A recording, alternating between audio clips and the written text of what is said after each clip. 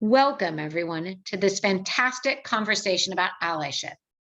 I am Gwen Young, the Chief Operating Officer of the Women Business Collaborative. WBC is an unprecedented alliance of over 70 women business organizations and hundreds of business leaders building a movement to achieve equal position, pay, and power for all women in business. Through collaboration, advocacy, action, and accountability, we are mobilizing thousands to create momentum and accelerate the pace of change. We aim to accelerate the pace of change through our 9 key action initiatives, which are focused on increasing women in the C-suite and boardroom, addressing the underrepresentation of women in access to capital and in specific industries, and to advance a pipeline of women leaders to bring gender and pay parity and diversity, equity, inclusion to the business landscape. Underlining all of these initiatives is allyship, and the idea that we are working together, sponsoring and ensuring that all women have access to leadership opportunities and rise into leadership. We also live our commitment to DEI, and members of our leadership, our diverse board of directors, advisories, and leader councils and partner organizations include more than 34% people of color. I would love to introduce you, and I'm going to turn this over to Pat Shea, a WBC board member, co-chair of the Ally of Her initiative at the WBC.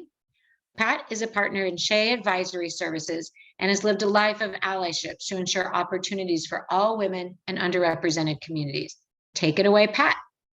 Thank you, Gwen. This is exciting. Good morning, everyone. I am so happy to be here for today's presentation. Allyship is a passion of mine. I believe in my heart and soul that we all have the responsibility to become allies to those around us. We started the WBC Ally of Her initiative over a year ago, and our intentions were threefold. One, we want to engage and build a community of men, specifically male allies within the WBC, focused on the work of the WBC. Two, we want to elevate allyship by showing how allyship accelerates our achieving equal pay, equal position, and equal power for all business women. And three, we want to educate the members of the WBC community on being better allies while introducing resources to start corporate allyship programs, both of which we're going to do today. As Gwen mentioned, the work of the Women's Business Collaborative, our 9 key initiatives, are critical to advancing women in business. I have found that most men and some women, especially those who want to help us achieve equality in the business world, don't always understand or comprehend what allyship truly is and how to be the best in that role. I also know that when men do understand, when they truly are great allies, our work is tremendously accelerated. Today, we're speaking with a fabulous woman, a new friend, someone I'm so excited to have in my world, Kim Graham-Lee. Kim is the CEO of Integrating Women Leaders. Integrating Women Leaders, also I'll call it IWL, has spent the last decade talking about allyship. They were ahead before anyone else even knew this was hot. IWL is a partner organization of the WBC.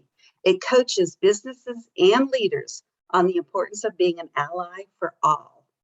Under their mission to accelerate the advancement of women, IWL has become a resounding resource of authority on this topic. Please welcome Kim as she's going to share their top-line results of the first nationally focused research study to measure the perceived practices of allyship to women in corporate America. Hi, Kim. Welcome. It's awesome. Well, I'm so excited. I am excited too, Pat. Thank you, Pat. Thank you, Gwen. Thank you, entire WBC community. This is such an exciting opportunity. As Pat shared, my name is Kim Graham-Lee, and I have the pleasure of serving as CEO of IWL, Integrating Women Leaders. You all are only the second audience to hear the results of this groundbreaking research. I'll tell you a little bit more about IWL in a moment, but we unveiled these results just 2 weeks ago at our annual Women's Leadership Conference. And I want to tell you a little bit more about me, and hopefully that lends even more credibility to what this research is all about. I spent the first 20 years of my career at a global marketing research firm. I measured a lot of things, and I was a C-suite executive for that organization. Next chapter, 15 years in the tech industry, where I was one of the first women to lead several tech companies from that president and CEO suite. And then my third chapter has been more of this pivot to, I would say, leadership, and specifically now serving as the CEO of IWL. I came to IWL as a board member shortly after it started in 2010. And from that experience, brought to the board table, I was a board member for many years and kept saying, women talking to women is never going to change anything. So couple that with my research experience, I started a lot of programming for IWL tied to allyship, and I knew there was more data to collect to tell the story that I'm about to share with you now. So if you'll bear with me on a few logistics here, we're going to share a screen, and I'll just share that we're going to be spending the next 25 to 30 minutes sharing the results of this research. And we will have a chance for some Q&A. So please put some questions in the chat as we go along. I know Pat's going to facilitate that after. And then I also want to quickly just acknowledge my team member, Jeanette Tebow. You've already seen her in chat saying, yay, Pat, and I'm sure she's already said a couple of other things, but she is our Chief Acceleration Officer at IWL. And I know she'll have some other comments to share even in the chat. And I definitely wanted to acknowledge her contribution to this research. So let's get started here. Let's see if I can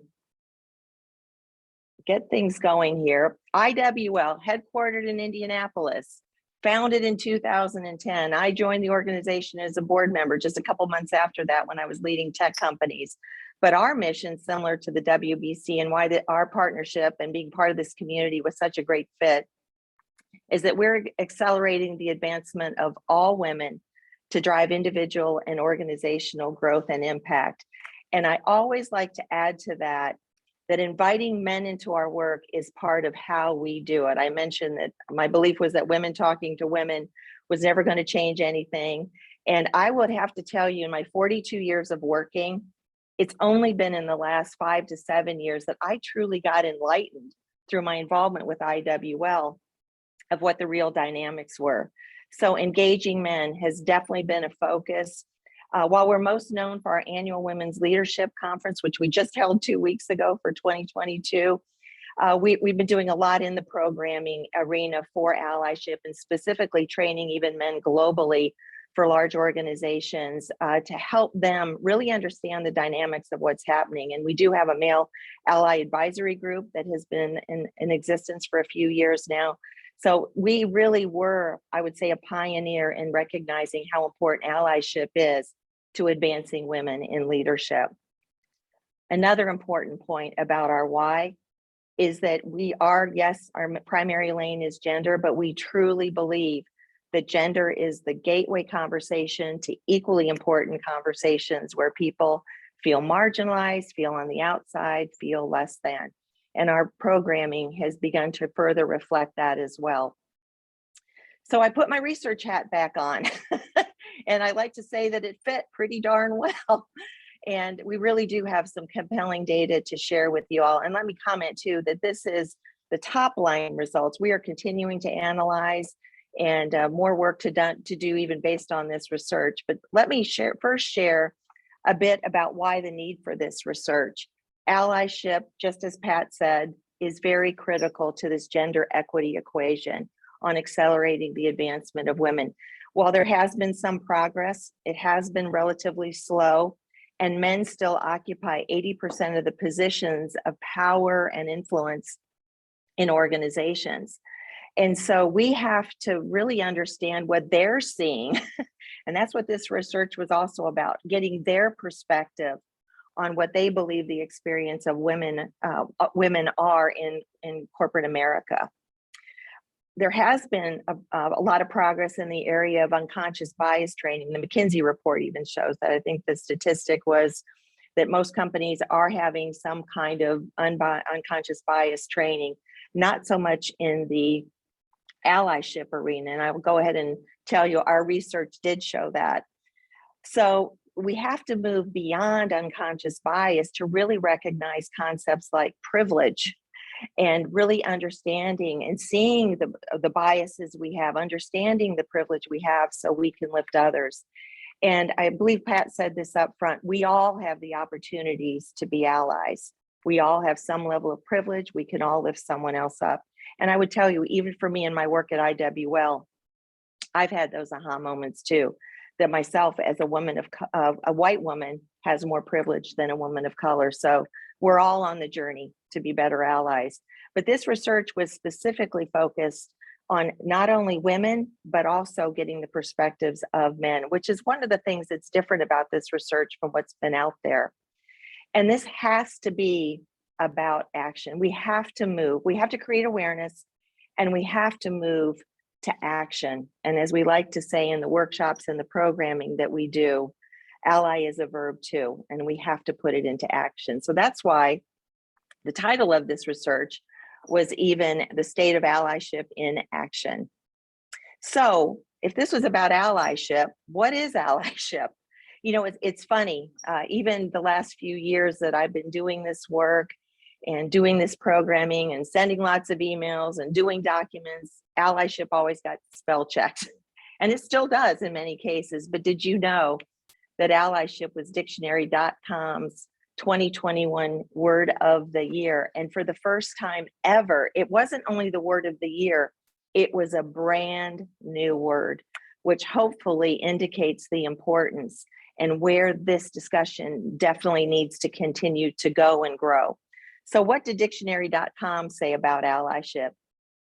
It defined it as the status or role of a person who advocates and actively works for the inclusion of a marginalized or politicized group in all areas of society, not as a member of that group, but in solidarity with its struggle and point of view and under its leadership. So this was the definition that we used as part of our survey to go deeper into what was or not happening in organizations. To tell you a little bit more about the research, we launched this as part of International Women's Day this year in March and kept the survey open for over 30 days, just about 30 days. I think it was like 32. Nearly 1,200 people participated. We had a mix of levels, tenure, and ages in our respondent base, which we were very pleased with. We intentionally focused this survey on mid-market organizations, 300 to 2,000 employees, and large enterprise organizations, 2,000 plus. And even most of the large enterprise organizations had over 10,000 employees. So we, again, were primarily focused on the larger organization, mid-market, larger, and had very strong representation of even some of the largest organizations. A cross-section of industries was represented. Our participants represented a mix of race, ethnic backgrounds, and of those reporting gender, and most did, it was roughly a 60-40 split between women and men. So we were really pleased with our sample sizes.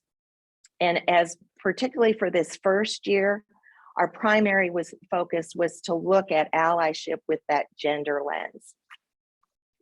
So let's start sharing some of the numbers here. In my research career, I used to talk about the top of the model questions.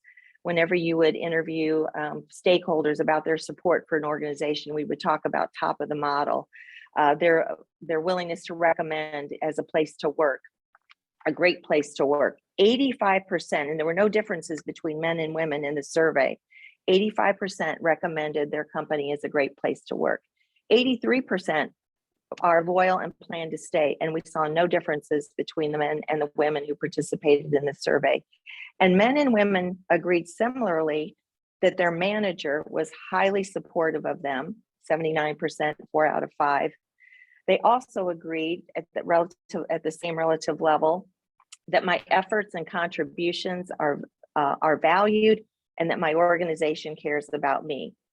But what you do start to see that when you look at the numbers overall, while no differences between men and women, you do start to see declines as you start drilling deeper into perspectives on how that organization really looks at them as a person. My contributions are valued, it cares about me. You'd ideally like to be at least at that 80% threshold. That's based on my previous employee commitment work that I was involved with for many years.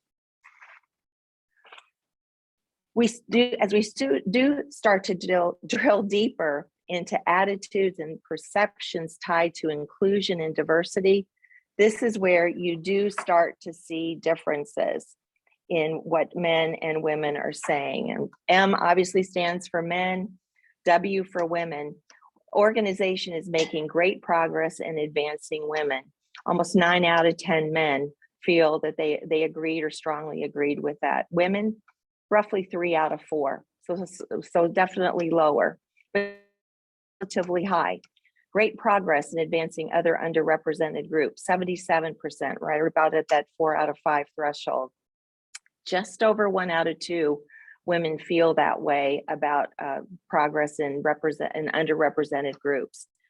The lowest of this battery that we asked was transparency of advancement, information, and metrics. 6 out of 10 men saying that they agreed that their organization was transparent. Under 1 out of 2 women feel that way. So here's one comment I would make. These were actually a little bit higher, but I think you're going to see a story unfold as we continue to go deeper and ask more questions about what's really happening.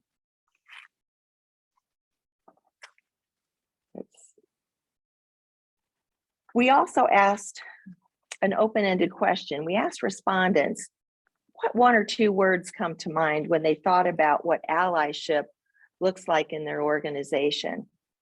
On the positive side, they mentioned things like support, inclusion, diversity, women, understanding, active, leadership, opportunity, advocacy. There were definitely positive words about, sorry about that, advanced too quickly there.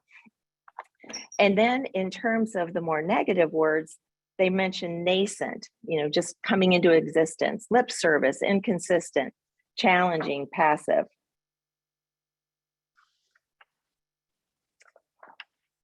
We work with a continuum at IWL. Leadership is a journey, allyship is a journey, and this is a continuum that we work often with. And we even added a point on the scale. We asked people to think about allyship as this continuum, beginning with even anti. Are there men that actively work against women in the workplace? Ambivalent. They don't really realize that they're hindering it, and they're probably unaware of what's going on. They're aware, they're starting to have some awareness of things happening, they're showing interest, they want to learn more, but they're not yet really doing anything. Active, they're starting to take actions to engage and support women and beginning to also influence others. And then advocate, they're highly visible and intentional about choices and actions to support women and encourage others to do the same. Obviously, advocate is what we're working towards, and it is a journey. And as we tell the men in our workshops around the world, that you'll move forward one day and sometimes you make a misstep, but it is important to know where you are on the allyship journey. And we asked for both women and men to assess where they thought their male leaders were on their allyship journeys. And we did that at 3 different levels. So on this chart, what you see is the perceptions on that allyship continuum of what percent of men and women rated men at those levels as being active or an advocate. Again, that far right side of the continuum that we're working towards. You can see here is that the executive and C-suite scored the highest. Men at that level are perceived to be further along in the continuum. It continued to drop from middle to senior management, and the lowest was at the lower management level, which we thought was very, very interesting. Highest at the top and continues to cascade down. Furthermore, what you see in these numbers is that men also view male leaders much higher on allyship at every level compared to women by almost 2 to 1. So you're beginning to see differences again on how women are looking at male allyship versus the men in the organization. And how did they view the practice of allyship? Well, they view it differently. We had a battery, and 2 in particular we wanted to highlight here. See men really taking actions to be allies for women. Roughly 1 out of 2 men said that they strongly and somewhat agreed with that statement based on experience in their organization. 51% of men said that there are women leaders in their organization who could be stronger allies for women. So look what women have to say. Men regularly taking actions to be allies for women, roughly half the number of men. And yet women rate this one higher. They perceive a greater need for more women leaders in their organization to be stronger allies for other women. And I would tell you that this was one of the data points that also stood out to us from our analysis that surprised us a bit, that it was still relatively high for women. And there's a much larger conversation that we can have around that. And I think it does point to the need that this is not a women's issue. This is really a leadership issue. And I think we could have some very strong dialogue around this particular point. So what does the practice of allyship look like? We asked a battery of questions on specific behaviors representing allyship in action. Is this actually happening? And we asked how often it happens using a scale of always, frequently, sometimes, rarely, and never. What we're showing here are the top 4 allyship in action behaviors that were cited by our participants. And I've added a 5th one here, which I'll talk about here in a moment. The first one, men giving credit to women for their ideas and contributions, 7 out of 10, compared to 4 out of 10 women. Men advocating for women to be promoted, just under half of that number as stated by women. Men advocating for women, even when women are in the room, often a sign of being a true advocate when the person that you're an ally for isn't even there. Again, just less than 1 out of 2 men, far lower. Just over 1 out of 10 women feel that way in their organization. Men speaking up for women in internal meetings, about 4 out of 10. Just less than half of that number of women feel that men speak up in internal meetings. This last item, men calling out other men who are devaluating women in meetings and other interactions, 15%, so a much lower number of men, but there is some recognition of that, which I guess is the good news here, but a far lower percentage, 4% feel that men are calling out devaluing behavior. And one of the reasons we wanted to cite this particular allyship behavior in action is that we like to say that this is where allyship courage really shows up, when men are willing to call it out. And oftentimes the calling out is as simple as calling a woman in. So we, again, as you start to see a drill down to what's happening, you begin to see very different pictures emerging from what men are seeing and from women are saying that they experience. This was really fascinating. We also asked men if they took these same allyship actions. And what we see here is that more men personally are saying that more men are saying they're personally doing this than what they feel men collectively are doing in their organizations. And Jeanette and I had a conversation with a couple of gentlemen I'm going to reference here later. And we were talking about it in the sense of that, well, this kind of says that, well, other dudes aren't doing it, but I'm rocking it here. So clearly, there's a somewhat inflated sense of what men personally think they're doing than what women feel that they're actually seeing and experiencing in the workplace. You can't talk about allyship and equity without recognizing that microaggressions are one of the barriers. There are those subtle, often unconscious messages that devalue, discourage, and impair workplace performance. And we have to recognize that this is happening day in and day out. And the real need for allyship in the workplace is stopping those little things that we even refer to as death by 1,000 paper cuts. And our research reflected a number that we had seen before, that roughly 2 out of 3 women, 65% of women, feel that they are regularly experiencing microaggressions in the workplace. And we have to stop microaggressions if we are truly going to be an ally and really achieve gender equity. It's critical.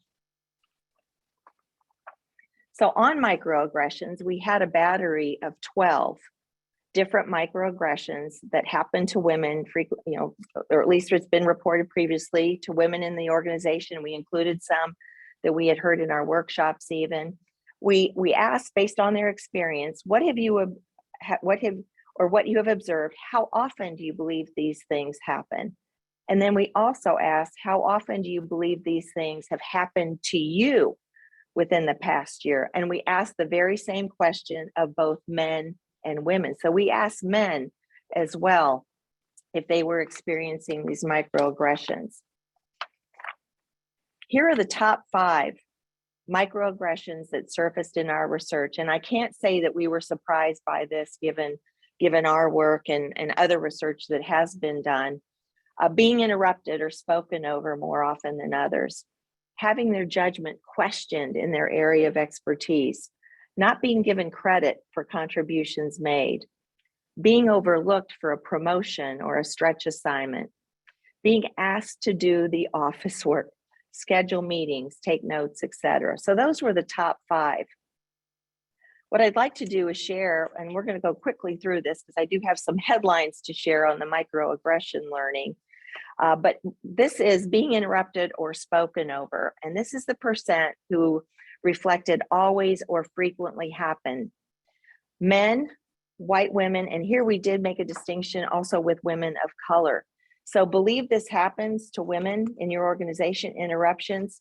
About just over 1 out of 10 men say this is happening to women. White women, almost 1 out of 2, similar number for women of color. Believe this has happened to you within the past year. 10%.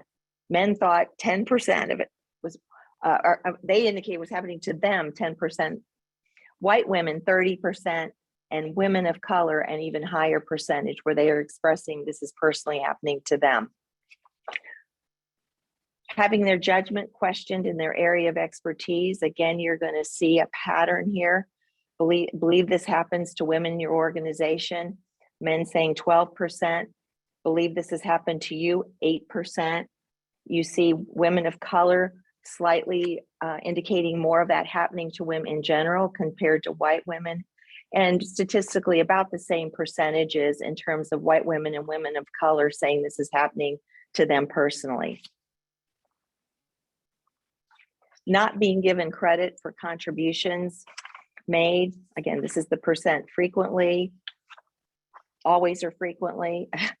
Men are giving almost the same percentages to this happening to women in the organization and it happening to them. You see similar numbers for white women and women of color, so the experience of women overall, as well as it happening to women, to women personally. Being overlooked for a promotion or a stretch assignment. Men do, actually this one, men say that it's happened more to them at 13%, it's versus 8% to women overall. Again, similar numbers on how white women and women of color say it's happening for women in the organization, but women of color do report a higher level. Almost 1 out of 3 women of color indicated this has happened to them personally within the past year, and white women about 1 out of 2. Being asked to do the fun office work. Men believe it happens to women 11%. 7% of men even think it has happened, report it happening to them, but much higher numbers of office work reported by white women. A lower number, interestingly, for women of color in terms of their perception of it happening to women, but a similar number of it happening to both white women and women of color at a personal level where they say this has happened to them. You know, we had, Jeanette and I had, and others have had some conversation around this. And quite honestly, one of our thoughts is, and we want to explore this further, is that often the women of color will, it may be more likely that they're not in that meeting, not at that table, which is one possible explanation for why that number might be lower. So I want to share just some of the headlines based on those 5 and kind of our further processing of the microaggressions that are so fundamental to changing in order for us to truly have allyship and equity. Men report the most frequent microaggressions happening to them about as often as they perceive them happening to women. And they reported personally being overlooked for promotion or stretch assignment slightly more often than they believe the same thing happens to women. This headline just screams about the importance and the need to really help men be situationally aware of what is going on. They aren't seeing it. And there's lots of things that we do in our workshops, and we work with men to help them begin to see. And again, it builds off of understanding bias, but understanding these paper cuts that happen. Another headline, yet white women and women of color both perceived every one of these microaggressions happening to them 3 to 4 times more than the male respondents. And they report personally having them happen to them 2 to 3 times more than the men. Women perceive these microaggressions happening to women, not themselves personally, at about the same rate, regardless of color, but the reported personal occurrences do skew higher for women of color, and were definitely higher when it was interruptions and being spoken over and being overlooked for promotion and stretch assignment. This is going to be fascinating for you all. You know, stories are powerful, and we know that data talks, but stories can really even be more compelling in sharing what is or isn't happening related to allyship today in corporate America. And we asked 2 questions. And this first one is, do you have a story within the past year of a man not being an advocate for or devaluing a woman in your organization? And I'm going to share just some of what came back. And I am sharing these just as they were typed in and shared in our survey. Women are told not to make a big deal out of microaggressions consistent in the workplace. Otherwise, you will never have a career or be taken seriously. Devaluation of women is the norm and something to be accepted. Mansplaining, diminishing intelligence, and assumptions about women and their personal lives impacting work, abilities that are not the same assumptions for men, reduce the perceived impact women can make when women are consistently seen as incompetent. This person obviously provided a very thoughtful answer and has been reflecting on this. A male who is now a manager made denigrating comments about another female manager who happened to be a mother, saying that she is trying to have it all by working at a high level while raising children, and that it isn't possible. This same person also referenced a group of males, including himself, intentionally withholding information from this woman to prevent her from succeeding. Well, not only would you say that the maternal bias appears to still be alive and well, but this is absolutely egregious, as we've talked about in our conversations. And you'd have to say that the person, the male represented in this story, would fall as anti on the continuum, that far left. I was chastised for the way I communicate and was told the way I communicate would be fine if I was a man, but I am not. I was in a meeting with mostly men, IT employees, and a vendor partner, when a coworker facilitating a meeting told me, since I was the woman in the group, I should take meeting minutes, palm in face, literally typed in palm in face. I told him to record the meeting. Either way, it was still embarrassing. Well, we also asked a question. Do you have a story within the past year of a man being an advocate for a woman in your organization? We know that there is some progress happening. We know that there are some stories of success, and we did get some in this research. So I have a few examples here to share as well. Yes, a few of the male executive leaders of the market unit that I support and they all specifically mention some names of their male leaders here. They regularly use and encourage other leaders to use the demand analysis work that I create in order to help them and our leaders run a healthy business. Every time they do it, they emphasize the quality of my work and help build the quality of my brand. This is not a one-time incident. This quality seems built in their DNA. Well, allyship can be built into every one of our DNAs, and that's why we're all here today. Our female project manager was making a valid point in a customer meeting, and the customer's project manager was speaking to her in a very condescending action. I stopped the meeting and had a meeting with the customer. I advised them of this objectionable behavior, telling them we would not put up with it. Customer's project manager was obviously counseled, and interactions were factual and fact-based thereafter. You know, in the workshops we do, we often cite that a true moment of truth is in allyship is when you have to approach your manager about being an ally. But we love this example because that customer setting is another really important moment of truth, when you're willing to challenge a paying customer about their behavior towards one of your female colleagues. During performance reviews, comments were made about a woman's uptalk, where her voice rose at the end of statements. And some people viewed this as a lack of confidence and a lack of professionalism. A senior director advocated for her instead and reminded the room of a VP man elsewhere in the organization who has the same vocal tendency, as a way to indicate that that should not be a point of consideration in her review. Well, the first thing I'm going to say about this one is that oftentimes we suggest a good question to ask is, would you have responded that way if it were a man, which was obviously done here. But the bigger point here is that this shouldn't even come up in a performance review. The way she talks, a performance review. On recurring meetings, I have been the only woman in a group of men. However, one male that I was shadowing in a role always made sure my voice and ideas were heard and valued within the group. He helped add to spreading my voice. This has helped me to have ideas implemented and my thoughts respected. I appreciate him being a great representative of an ally to other men within the group. Well, this person is definitely further along on the allyship continuum, the gentleman that is mentioned here. And also, allyship is about amplifying voices. This is an excerpt from a rather long story. Every time you see the 3 dots, there was more to it.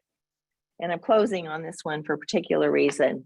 I have supported several women employees in the organization in the last year in their efforts to seek promotions and move up in the company. Specifically, I pushed for one of my reverse mentors to have a place in our organization. Love that reverse mentoring is mentioned here. I continually work to ensure that women engineers that I work with are taken seriously and promoted equally.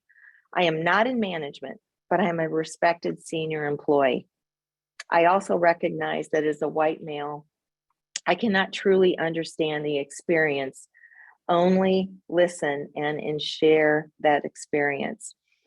It really was impactful about, he talked about being a white male and not understanding the experiences, and he took the time to ask and listen about someone else's journeys, because no 2 journeys are the same.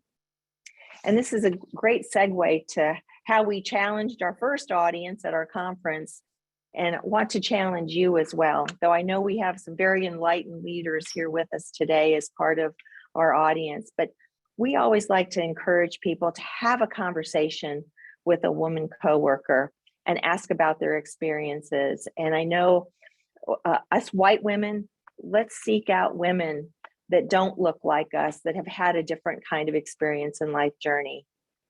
Actively watch for the microaggressions we talked about, and then take action in the moment. I'd really like to hear what Audra has to say. It's as simple as calling someone in or acknowledging that someone else a woman made that point earlier in the meeting when it wasn't recognized before. Ask if your company has an allyship community and join it. More and more is happening there, and we're honored to be helping many organizations get there started and helping them grow their male ally communities. Put an allyship check-in on your calendar every week, even if it's just 5 minutes, and ask yourself what you've seen and what you've done over the past week to be an ally to someone else. What's happening next? This was the top line report that I'm sharing with you. And on the next slide, you'll see that this is also available to you on our site.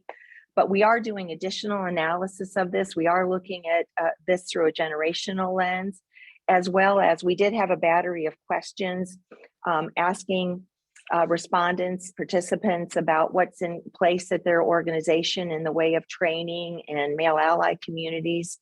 We are developing an allyship toolkit. We will repeat this study and we'll be adding other segments to this. As we said, this first study was particularly focused on gender. And as we go forward with doing this research, we want to have a gender plus focus. Again, as I said before, gender is the gateway to equally important conversations. I'm also proud to share with this group, you're the second group to publicly hear this, is that IWL is offering a new event and hosting it on September 14th, the All-In Virtual Summit. It's part of our focus on IWL having an allyship initiative.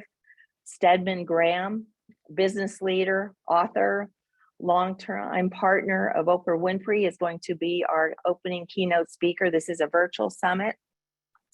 I am so excited too about these gentlemen joining us. And these are the gentlemen I made a reference to earlier that have also had an opportunity to see this research. They are going to be leading David Smith and Brad Johnson. And thank you so much, Pat Shea, for making a personal introduction for them. They are really the most noted authors, and I would even say consultants in terms of male allyship, men in this arena. It's been such an honor to be working with them. David Smith and Brad Johnson will be facilitating a panel of leaders that are building allyship communities, and they're going to be further discussing this data and other data we haven't shared yet. And we're also going to be doing some breakouts. We're going to be going deeper. Certainly the male allyship, women being allies for women, allyship to intersectional groups, and allyship to introverts, those with neuro disorders and others who may even feel invisible in the workplace. So we're going to be providing even deeper programming, as we said up front, and Pat said it as well, we can all be allies to others. So we are all on an allyship journey. And IWL is continuing to develop tools and resources to support organizations and leaders on their journeys to move everyone to advocate. Registration is open, and we will certainly hope many of you will join us on September 14th. A copy of the report is available on our website, as well as the registration information for the summit. I also wanted to share quickly that women being allies for women is important. I also want to marry this with the fact that senior women in particular have been experiencing burnout, and we've hit go and are bringing together a small group of executive women from across the country, from our community and others, really. We're at Savannah in Arizona for a retreat where they can relax, recharge, recommit. We're limiting it to 30 people, and I'm proud to say, and this is something that we're pleased to be offering to the WBC community, we have 5 spots available that we are holding for women that are part of the WBC. It's going to be hosted by Coach Dar out of Arizona. She has long been a friend of IWL, and she will be hosting it. We have some exciting programming in addition to some spa time and downtime and taking advantage of what Savannah has to offer on October 18th through 21st. We will have some programming related to moving from stuck to unstuck, landing that board position, and building a life resume, not just a work resume. So again, we have 5 spots, and hopefully Jeanette is putting in the chat how you can reach out for more information. So with a retreat. Yes, and I think we all can use it. And I'm going to stop sharing because this is the point. I think we're moving into Q&A, right, Pat? Thank you. First of all, that's the second time I've seen that presentation, and I'm just blown away. So thank you for your work. That's amazing. So thank you for this opportunity. open to your questions. And I'm going to start by just asking you, when you sort of step back, I know you mentioned this in your presentation today. What's the number one most surprising thing? And what was the most reaffirming thing to you? I would say the most surprising, it was really the extent that men don't see it. You know, I mentioned that as we move deeper into the questioning, they don't see it. And the numbers were dramatically different on microaggressions, on the allyship actions that are being taken. But I also want to say, I think we women, and I think the data showed this more than I was expecting, we have been assimilating. You know, we're saying that we're happy, we're committed to our organization, that we are seeing progress. And yet as we drill down and, oh yeah, that is happening, and that's happening, and this isn't happening, I think we have assimilated into systems that have been developed over decades and centuries. And I would say the situational awareness overall, the numbers are very compelling. They're very different experiences. That's great. So give me some good news. You guys work with a lot of companies. Tell me a story about a company that pursued allyship. How did it change? I mean, what happened? What actually occurs? Well, first of all, it doesn't happen overnight. I would tell you, there's one organization we work with globally, and we're in our third year of working with them, and it's a name that people know. And I remember having a conversation with one of their senior leaders who said, well, we have to do this faster. Well, it does take time. And I know the WBC knows that. Pay equity and all the other things, the 9 initiatives, it takes time. I'm really thrilled to see the number of men that are committed to allyship. And I think the other success story is how this is becoming, I mentioned the gateway, now third time, how we're now expanding to talking about how we can be allies for other intersectional groups. And, you know, ultimately it's about creating cultures of respect and letting people show up for who they are. And it's those small stories, even the ones that I shared in the survey, those we have to celebrate the small successes along the way. In terms of overarching, it's going to take time. It's just going to take time, and we have to have some patience for it. But we also have to be intentional about continuing to move the needle on it. And I know I'm preaching to the choir in terms of the WBC and this community here. So I always wonder why women aren't better allies to women. In fact, I negated that forever. I would say that wasn't true until the data started showing it. Why is that? I think a large part of it are the systems that we have had to assimilate into that have been built with bias. And I think there has been, and this is one of the things we're going to probe a little bit more in looking at the data and some follow-up. You know, there's this notion of the queen bee, you know, competing for those few positions. And there, you know, I think anecdotally, we could probably all say that there have been women in our own careers. I can think of some. I've been working 42 years and really only got enlightened to what was really happening in my own career about 35 years into my career. And I was president and CEO of companies. It was my work really with IWL, but I do think there have been, and I do think this is probably more generational, but we do want to further explore this. I think there are some women that feel like they do need to compete. And I got there this way, so this is how you do too. I suspect that less of that is happening, but we haven't had a chance yet to fully dissect the data based on that. But we have to change systems. We have to remove bias. We have to make people aware of what has been going on so people can show up as their true selves. Mm-hmm. So and companies can leverage their full talent bench. I am open to questions from anyone. Teresa says leadership competency models are likely outdated as well, especially for C-suite roles. You know, I remember microaggressions are such an interesting thing to me. I remember thinking I was crazy in a meeting because I would think, I just said that. and he's saying it, Yeah. Well done. Many thanks to Pat. Also, people are saying great. You had said to me one time when we were talking about this, you wanted to ask our audience questions. Do you have things Yes. you want to ask people that are Oh, listening? we would love, and I know I see Jeanette is on here active. We would love to hear from you. First of all, what, if anything, surprised you in looking at this data? Audience members, anybody want to comment on that? I'm looking at the chat, and I also see the Q&A. Hang on one second. Are you factoring in the role white body supremacy plays in overall allyship, white feminism, and leadership practices? We're going deeper into that. As I said, this first research study was about a gender lens focus. And I will only share, even anecdotally, my own journey as an ally. Here, I've been a board member of IWL for a number of years. It was at one of our own conferences when I stepped into the CEO role 5 years ago, when I even really realized the privilege that I had as a white woman.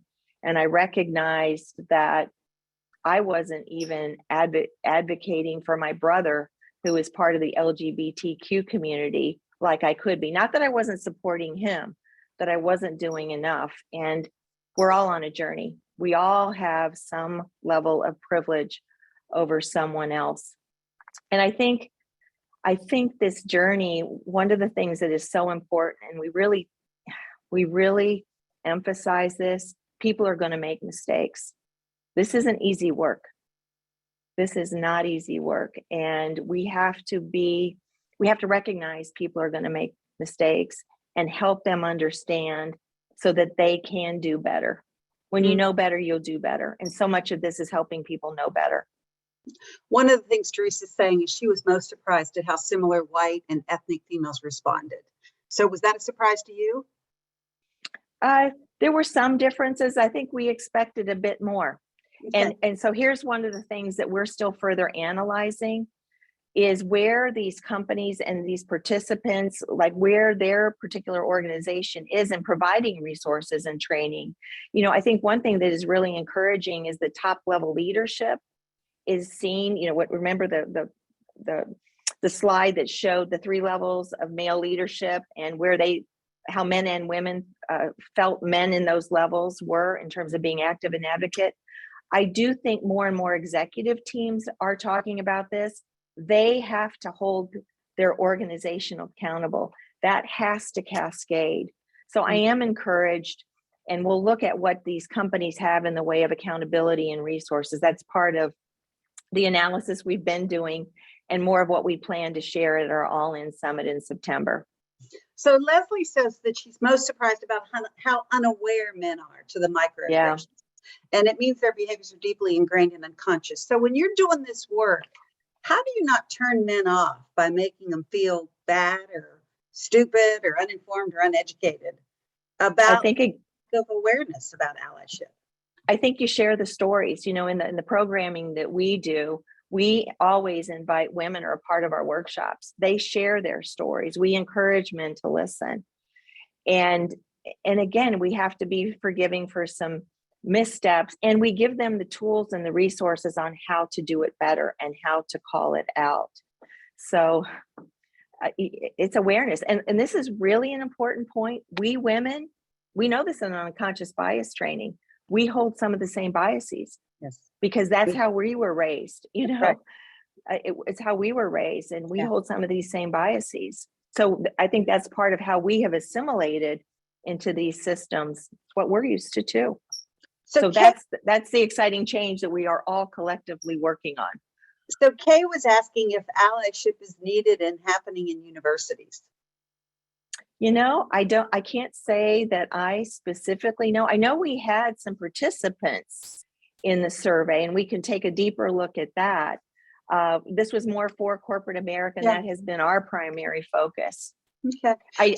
I would say this, that I do think from other work I'm involved with and boards, I serve on a university board, it does tend to be a more hierarchical when you bring in tenure and those sorts of things. I would suspect that yes, allyship is greatly needed. Yes, my experiences would speak to that, right? I'm going to close this down, but Kim, so is this a rolling study or are you going to do it annually? And if I was the CEO or in the C-suite of a company and I wanted my organization to participate, can I call you? Certainly, we will be doing this annually. And one of the things I would love for people to put in the chat, even before we end here, I know there's going to be some wrap up. We would love to know, I mentioned that this was very much a gender lens focus for this first wave. We will be doing other waves annually, and we want to go to Gender Plus. What else should we be asking about from your perspective? And I'm really proud to say that your good friends that are now our friends, Pat, Brad, and David, they've been so complimentary of this research. Again, the gentleman that wrote Athena Rising and Good Guys, and I know are going to be one of the next guests, right, for this Ally of Her programming.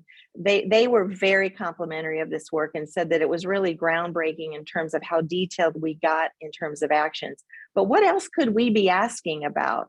What else could we be asking about in future waves? We'd love to get your input on that. And this is certainly by any means not the end of this. And feel free to reach out to me, our website, IWLfoundation.org. We're part of the WBC, and so we're not going away, and part of the Ally of Her program that Pat and Brittany and Kay lead, and it's a gift to be a part of that. Well, I am so grateful to you. I'm grateful to the work you're doing. I'm excited, and I'm glad you're going to continue, because this doesn't tell the story. It explains the need. Allyship is just so important, and it's only going to grow in its importance. And like we said at the beginning, the work of the WBC is so critical, but this kind of every one of the 9 initiatives, because if men and women know how to support and be allies to others, it really will allow us to be better leaders. We're getting some comments, and I have got to close this down because I'm looking at the calendar, or looking at the clock. So thank you. It was quite educational. I found it provocative. It's great work. I appreciate your partnership, and thanks for being part of Ally of Her and the WBC. For those of you who aren't part of the WBC and that have joined us today, please go online. We're at WBCcollaborative.org. We want you to join. We want you to get involved in initiatives in our allyship program. If you are a partner organization and you have ally programs and services, please reach out to me or Kay or Brittany. Kay Unger or Brittany Cole. We want to get you involved. We want to put you on the hot seat and have you talk about what it is you're doing. And if your company is pursuing allyship, we want to tell your story. So reach out. Let us hear from you. Again, Kim, thank you. This has been fabulous. Gwen, I'm going to hang up. So unless you have something to say. Thank you all. And let's continue to build allyship within the WBC and beyond. Have a wonderful afternoon, everyone. Goodbye. Thank you all. Bye. Gwen.